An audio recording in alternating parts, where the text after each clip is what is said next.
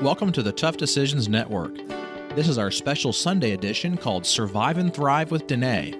Your host, Dennae Handford, will dive deep into chapter-by-chapter discussions on specifically selected books to help you make better decisions as an entrepreneur. Visit toughdecisions.net to sign up for our free weekly entrepreneur email. Before we get started, let's hear from one of our sponsors. Have you ever thought about investing in real estate, but find yourself so busy that you don't have time for it? Do you have FOMO, which is the fear of missing out? At HandfordCapital.com, we help investors with passive real estate investments that project better returns than traditional investment vehicles such as the stock market. If you'd like to find out more about our passive real estate investments, visit HandfordCapital.com. That's HANDFORD capital.com. We will jump on a call with you to discuss your investment goals and to see if our investments are a good fit for you. This advertisement is not to be construed as an offer or recommendation to buy or sell a security. Visit HandfordCapital.com. Hello, and welcome to the Sunday edition of Tough Decisions podcast. This is Dennae. We have spent the last few Sundays discussing the book Blink. The subtitle, The Ability to Think Without Thinking. It's written by Malcolm Gladwell, and I have learned so much and really been prompted to step back and take a look at our decision-making processes and the way the kinds of decisions that we tend to value. And we mentioned at the very beginning that society doesn't typically value a rush decision. Even we teach our children, haste makes waste. Don't rush through something. I'm constantly telling my son to slow down, stop and think. Could you please just stop and think before you do something? Because so often he does things without thinking about the consequences. And I'm not saying that those things are wrong to say and to teach the value of, but I'm simply stating that as a general rule, we don't value the quick decision. But what I've learned in reading this book is that in the right situations and when made by the right people, those quick decisions can be very good. And I've also developed an appreciation for people in difficult situations who are good at making those decisions. I think of our military commanders, our police officers, our CEOs, and many, many others, our president and our leaders. They are put in a situation on a regular basis where they have to make a quick decision and they don't have time necessarily to go and research more or to find more information. That decision has to be split second sometimes. And so I'm thankful for those people who have learned to make good decisions in stressful situations. And it's also challenged me to be constantly learning and watching and doing the right kinds of things so that when I'm in those stressful situations, I can react the right way. Now, all of that to say that today I want to really just summarize and hopefully crystallize some of the lessons that the author Malcolm Gladwell has tried to communicate. This has been my favorite book so far, I think, to read and share with you guys because it has been very, very fascinating, but also I've learned so much. So I want to try to just summarize and crystallize those things that we need to take away from this book, and then we will be moving on to something else next week. First of all, this thing that we've been talking about, this ability to think without thinking, I think in one word, it's really judgment. It's a wisdom, if you will, that is gotten over a lifetime of learning and watching and doing. And I don't necessarily think it takes, a lifetime, or we might think of 60 or 70 or 80 years to attain, but it's acquired by people who approach their craft and approach their position with an attitude of learning and are always constantly wanting to add to their knowledge base, not just for knowledge sake, though. I think that's important because we'll talk later about how not necessarily just because you have more information doesn't mean you can make a better decision. I think it's about the knowledge and the learning that becomes a part of us and the learning that becomes second nature to us and the watching and the doing. It's a judgment. It's essential. And it sets apart those who are highly successful in whatever they do, whatever the vocation or the calling that we're talking about here, from those who just aspire to that kind of success and to that level.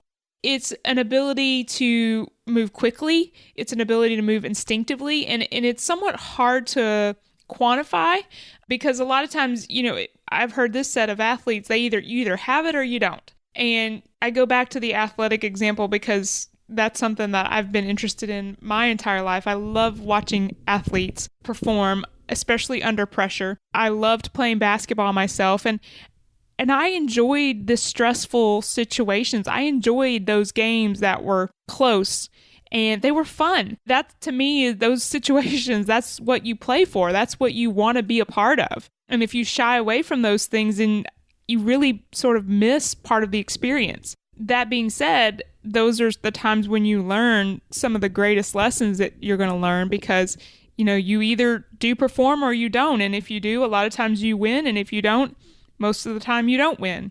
So I think this is also interesting because even the most learned people sometimes can't attain this level of instinctive, quick decision making. It doesn't necessarily equate to information. Sometimes the most experienced people, and I use air quotes here as I'm talking, lose this ability in certain situations. And again, I refer to, certain athletes. I grew up watching Michael Jordan play basketball. I love to watch him play. And I always looked forward to seeing him perform in stressful situations. And I know that there were times when he did not come through, but I never saw one. There were times when he missed those shots with a few seconds to go to win the game. But I don't ever remember that. I do remember lots and lots of situations where he came through. I also am old enough to remember him, and then I've also had the experience of watching another basketball athlete, Lebron James, come along, and for so long, what was the mark against him? Well, it was that he didn't perform in those stressful end-of-game situations. Yes, he's a better athlete than Michael Jordan. Yes, he plays defense. Yes, he's a good leader. Maybe he's Michael Jordan's equal in all those areas, except he doesn't perform at the end of a game. He doesn't perform in the clutch or under pressure.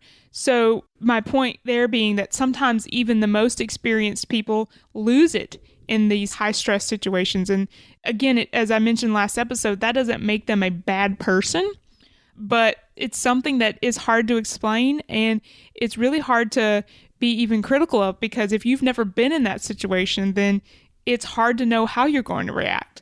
Let's talk about a couple of different lessons that we can learn and apply. Number one, we have to understand that it's very easy to disrupt this gift of judgment. So, there are people even in my life that if the chips were down and I needed a quick decision, I know who I'm going to call.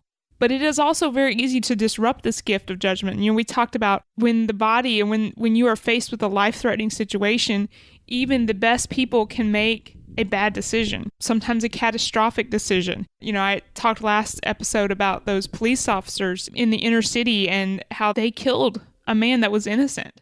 And they felt terrible about that. If you read the book and you read that chapter, you'll see those officers, every single one of them, were just broken about that situation. And it was hard for them to explain, what they saw. In their mind, what they saw was a life-threatening situation for them. And that's why they killed the man. But none of the evidence backed that up. And what we realize is that, as our brain begins to focus and limit information in those life-threatening situations, then it can cause us to not see everything that we need to see. So lesson number one, it's very easy to disrupt this gift of judgment. And we have to know what those situations are so that we can be prepared and know when we can move forward based on intuition and when maybe we should step back and not. Number two, understanding the true nature of instinctive decision-making requires us to be forgiving of those people that are in the circumstances where good judgment is imperiled. In other words, I think it's very dangerous and even wrong to be overly critical of people and the bad decisions that are made in those difficult situations. Now, it's not to say that you can't still judge the decision and say, yeah, that wasn't a good decision, or yes, that was a great decision. But we have to understand the situation that they're in, and we have to stop and realize our own humanity and that we could be making a bad decision in that same spot too. And we need to be forgiving and gracious in the way that we look and evaluate those people and those decisions.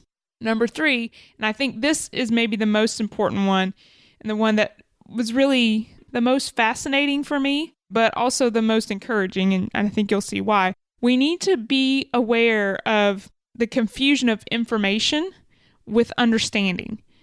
Judgment is a wisdom that is gotten with a lifetime of learning and watching and doing. It's gotten through experience.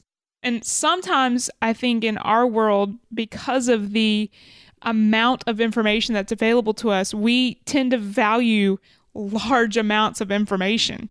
There's unprecedented amounts of information.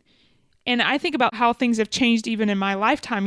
When I was in early elementary school, when we were told to research something, I understand research to an elementary person means far different than what it means, to someone in a career or even college. But I think you'll still see my point. When we were told to research something, we went to the library and we started typically with the encyclopedia, which depending on the topic may have, a few paragraphs to upwards of a page or two. And then we may find a magazine, a National Geographic or a history magazine or something with an article on that person or that event or that animal or whatever. And that was how we researched.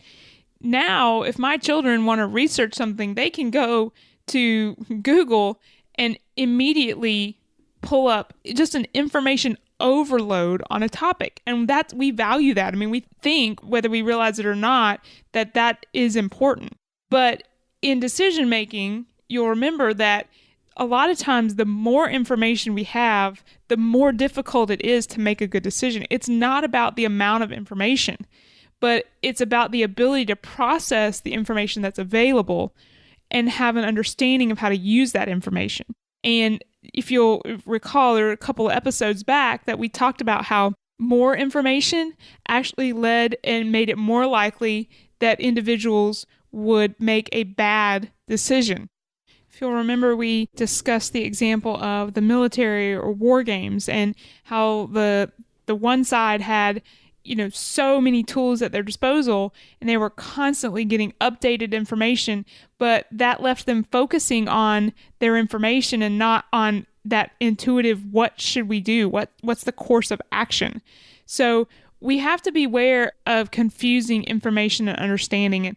And I think sometimes we need to be able to step back and even limit in the right way the amount of information that we have. It's not always a good thing to be inundated with information. Whatever we can do to limit the unnecessary information, I think, is really important. And that, of course, causes us to stop and make a value judgment about what information is important to us and what we're just going to choose to tune out because we don't really need it.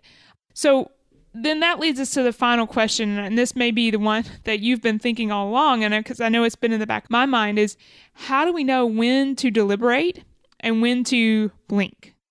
How do we know when to trust that intuitive decision that our unconscious mind is leading us towards, and when to know, hey, I got to have more information, or we got to do a little bit more study of this before I move forward? And Gladwell himself admits that this is a delicate balance. This is a balancing act that is perhaps the greatest challenge of any person has. But I think this especially applies to leaders. It's perhaps the key to the success of many organizations, finding this balance of when to follow that gut instinct and when to get more information. Gladwell's partial answer I like, and then he expounds on it. So he says, when the decision is a straightforward choice, then we do best to do deliberate analysis. When the question becomes complicated, convoluted, there's tons and tons of information to sift through, then he says that's the time when our internal computer will be better at processing the variables and the information that we should rely on our intuition. Now, that may seem exactly backwards because, we want to say, well, the more information there is, then the more fancy and snazzy our analysis has to be, and the more we need to do digging because there's more information to be gotten. But in reality, that's when our unconscious mind typically makes those decisions, but it thin slices based on very narrow experience, and we don't need all that information. he goes on to explain that balance is essential. We have to constantly continue to work to try to combine the best of analysis and data gathering with the intuition. And this is the trick, this is the art, because in reality, the balance of the two is where we find the best course of action. And again, I'm going to call back to the area of athletics. 50 years ago, a lot of times the evaluation of athletes was just done, well, that guy looks good. You go and watch him play, that guy can play. And, important decisions were made based on, how an expert supposedly felt after watching an athlete. Today, with the development of computers and video analysis and so on, there's tons of new ways to evaluate an athlete and quantify exactly what their skills are. But even with that, there's still some level of, what we would call the intangible qualities of that athlete that you can't quantify and you can't find and point to in a video. And so the question is, which one do you use to make an evaluation and to make a decision? Do you go with the numbers, or do you go with the gut feeling of this guy's got it? And of course, the best course of action is the combination of those two. You don't want to leave out the intangibles. You don't want to draft an athlete at the top of the draft who has all of those quantifiable characteristics but has no motivation and no leadership ability and has never proven himself in a tight situation. At the same time, you don't want to draft a high school athlete that, has been in tight spots in his high school athletic tournament, but he's too short, he's too slow, he doesn't have the physical skills. So it's a combination of both. And I think the same is true in our businesses, the same is true in our personal life. We have to use rational analysis, but we also have to go in a direction that we're comfortable with. And, for me, I make decisions based on where I think I'm being led by God. And so that's part of that intuition. It's not my personal human intuition, but I believe that God leads us. And sometimes we can't explain that. Sometimes we can't quantify that, but it's there and it's real. And the same thing is true in a business or other decisions as well. It's not quantifiable, but it is there.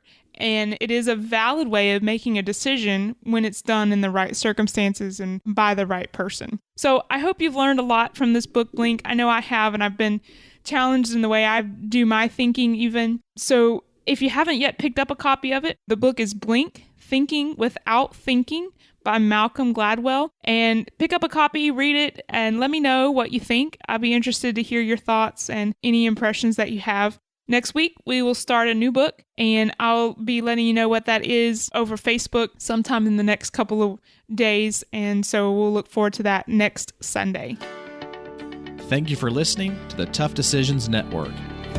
Be sure to visit toughdecisions.net to gain access to show notes for this episode and to join our free weekly entrepreneur email where we will send you news about the latest technology for your business, inspiring quotes, and the latest books for entrepreneurs. That's toughdecisions.net.